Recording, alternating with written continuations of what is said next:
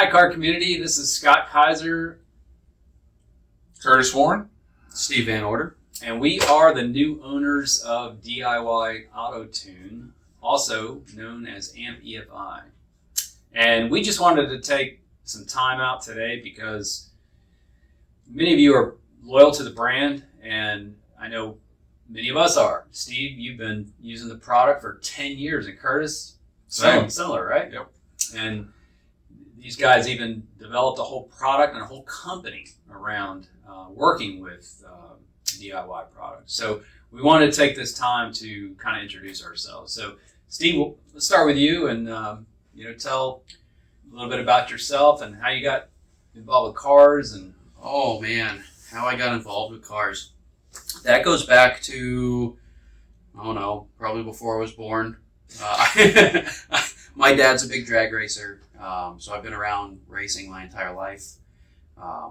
Somewhere in the family albums, my dad's got a picture of me sitting in a tub with a carburetor and a screwdriver. So when I was real little, so I've been around cars a long time. Had my first race car when I was just a kid. As soon as I could reach the pedals, he bought me a 4-cylinder Mustang.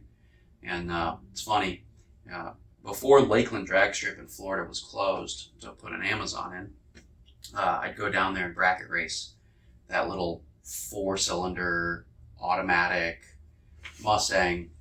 And yeah. Well, I mean, it was fun at the time. I was a kid, and I'd actually take money home. really? Yeah. I'd actually take money because the car ran the same number every time, and I was young. I had a good reaction time, and it was Nice. It was fun. It was a lot of fun. Then, as I got older, the toys just got bigger. So I've had a number of cars. I have a Fox body Mustang that's probably had 10 different motors in it. I've done everything from naturally aspirated, made my own Roots supercharger setups, like table with a wood router, machining aluminum type Nice. stuff. Yeah. My current monstrosity is a stroke 351 with twin turbos. So I'm not sure if I'm going to put that in the Studebaker or not. So tell us about Studebaker. You just from B&G. Yeah. Bought they. So when we went down to meet with Bruce and Phil and their it was North Carolina. Yeah, North Carolina location Around Charlotte. We they had a bunch of old cars there, but they wouldn't let go of the Comet. My wife really liked that one, but they gave me seriously a steal on a 51 Studebaker, and I almost feel bad that I'm going to ruin that car. Because it's mint. No, you don't. You're right, I don't. The car's very low rust, and I just got to figure out what's going to go in it. Big nasty V8 is usually my thing, but I think I'm going to branch out this time. Maybe see if Scott will come off of one of the 2Js. I've been trying to talk him into a 2J. Yeah, that'd be honestly probably a lot of fun to drive with a 2J. So we're gonna see suspension upgrades and whatnot. But yeah, I love racing. I just love cars. I'm not brand loyal. I just like building cool stuff. That's what I want to do. And this is like the dream job. So So you bought your dream job. I bought the dream job. Yeah. Curtis, you bought your dream job too? Essentially, yes. All right. Well, tell us a little bit about yourself. How did you get into cars? Very similar to kind of how he did it. My dad is actually the one who started all of it. We got into a lot of the Fox bodies. He's the one who bought the first one. He had a 79. Got my uncle into it. And then since I was about 5 years old, playing around with plasma cutters. And it's always fun when you're sitting there making all kinds of things, chop up cars.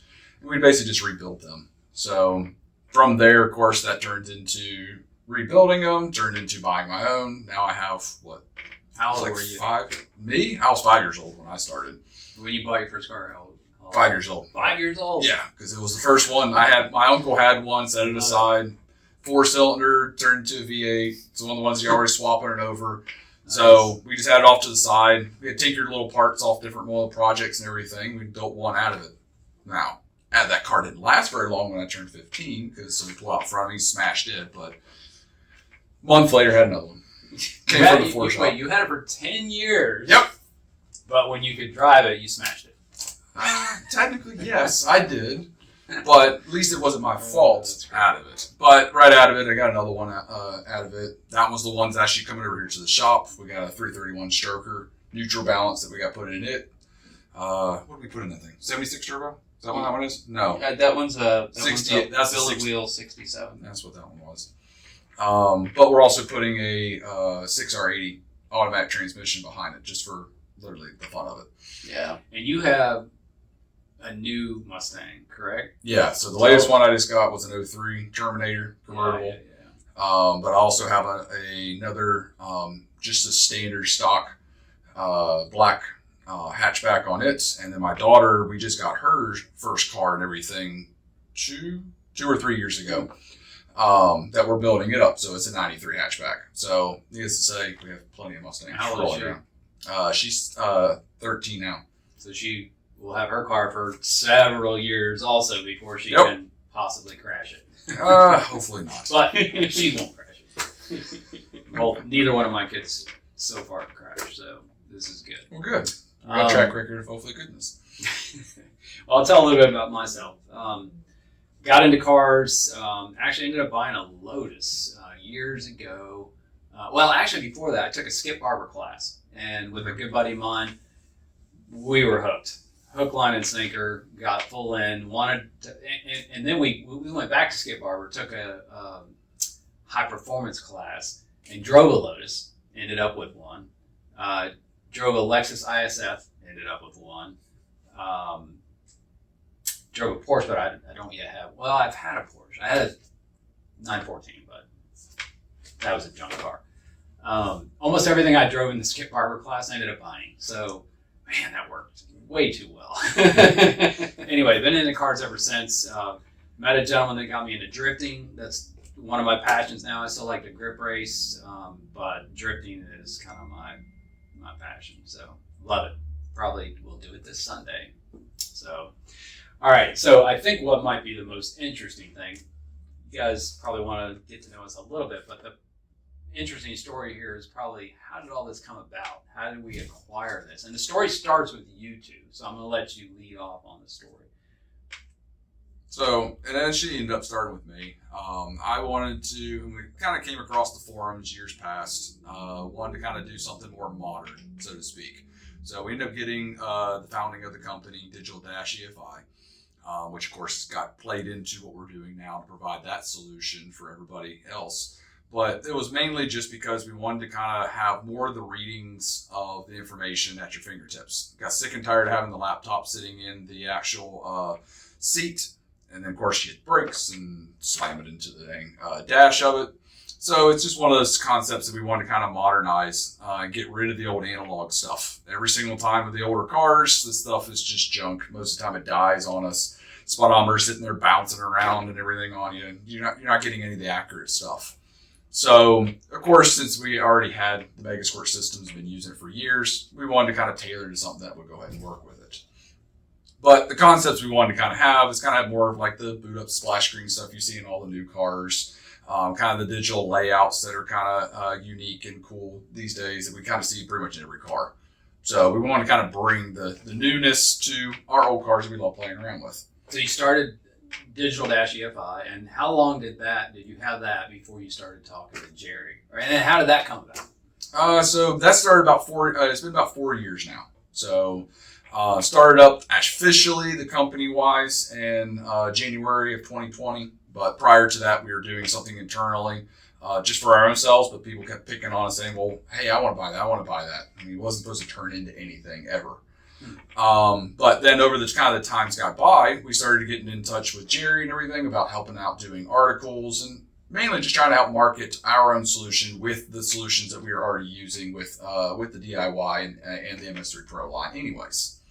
And then as we kind of portrayed into that, we had an offer and everything for an opportunity to potentially buy. So we started going down that particular path.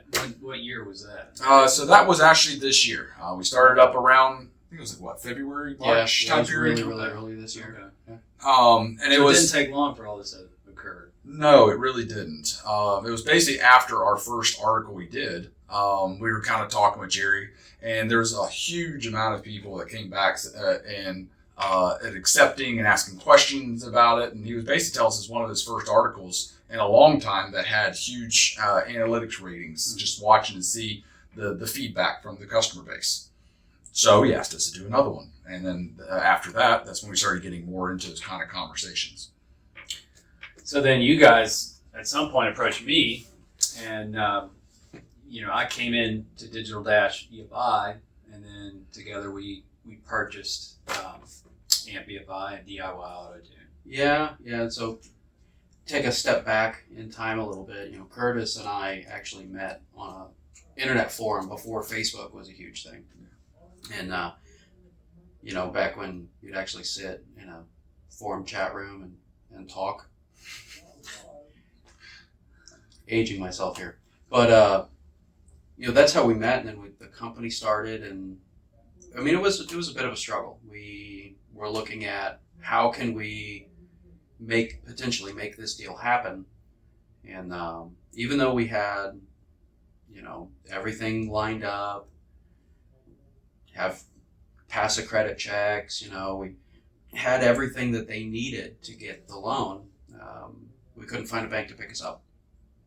So then there was a brief period of time where we weren't sure what was going to happen, and that's when you got involved, and we were able to actually close the deal. And I was friends with Jerry, is how he actually brought me in. So I did not know either one of you guys, but got to know you very well during the due diligence period, and was impressed with your knowledge of the products and the company. And I tell you what, when we first bought the company, I think the first 3 weeks, these guys were drinking from a fire hose, trying to change banks and utility bills and 100 vendors and things like that. It was a lot. And Curtis really kept us cool through that. Of course, Stevie did as well. But I think Curtis got maybe a little bit of the brunt of it, but you were very close second.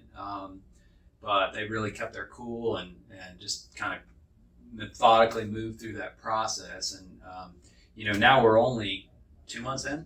Yeah, a little over 2 months. 2 months in. So we've only been doing this 2 months. Yeah. That's hard to believe. We got to remind ourselves. Hey, we've only had 2 months here, and the first month didn't count. It seems like a lot longer than that. So we are pretty involved with, there's some things in the pipeline, not necessarily will be talked about today, but there are some things in the pipeline. We're kind of looking at, our future generations of products, things like that. There's a lot of moving pieces, a lot of people involved, third parties and such. You guys are doing a great job getting it all absorbed and getting your hands around things. So, I don't know. Is there anything else you guys want to share before we say goodbye for now? I think the main thing is just reassuring everybody. We got into this mainly just for the simple fact we wanted to build cool stuff. Exactly what we told the staff when we first started. Still to this day, exact same thing. Went to the PRS show and everything last week, and customers are asking the same reason why we were doing things. And it was mainly just to take what we already have now and be able to expand upon it, do more stuff with it. But we wanted it to be simple and bring the credibility aspect of talking to customers again. I mean, we're tired of the corporate side of items. It's the whole reason why we kind of got into this stuff. We all left corporate jobs to do just this. And we did learn a lot at PRI. We heard from many customers. We heard from many dealers. We really want to take the foundation that we have and make it better. We don't have big changes in mind unless it's a better product. Exactly. We really appreciate the dealers and everything they do for us. And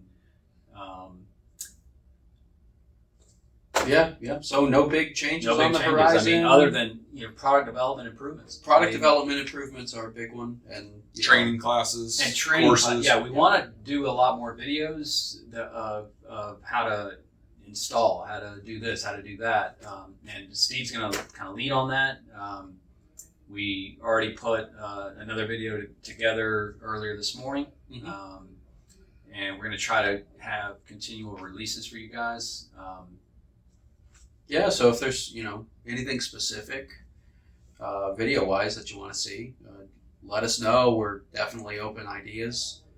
Plan on doing training, product install videos, getting some cars on the dyno that we have here in-house and rolling through how to do some of the things that people find difficult. And if you've got a great video that you want us to host and put on our website, that'd be fantastic. So, let us know. We'll take a look at them. Absolutely. Yeah, the main thing also as well, we hear a lot of feedback, is just trying to make enhancements to the tuning software, making things easier. So there's going to be a lot of those kind of transitions you guys will be kind of seeing in that with the new product line. So everything's got to kind of work hand in hand and everything together. All right, guys. All right. Well, thank you so much. We appreciate you watching this video if you made it all the way through, and stay tuned for more.